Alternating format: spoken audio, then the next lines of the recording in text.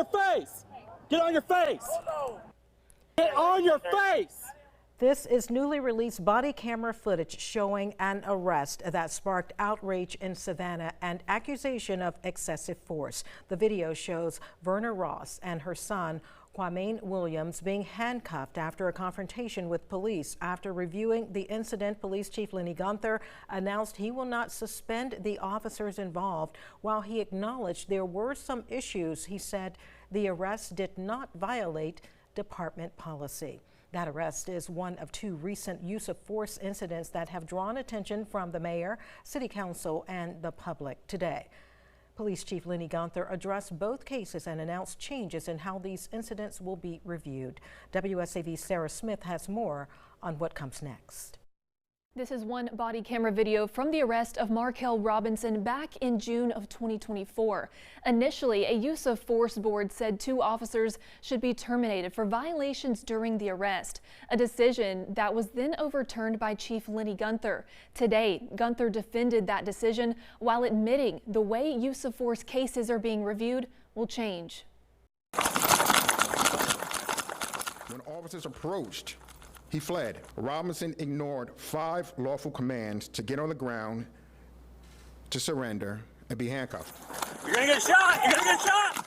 Reaching in his waistband! Reaching in his waistband! Almost 1 year later, we're getting a first look at the arrest of Markel Robinson on July 11th, 2024, through body camera footage and Police Chief Lenny Gunther's explanation of what happened. Robinson was pulled away from the fence while continuing to forcefully resist arrest. Get over! Get over! Roll over! Roll over! Robinson's resistance persisted. Taser, taser, taser!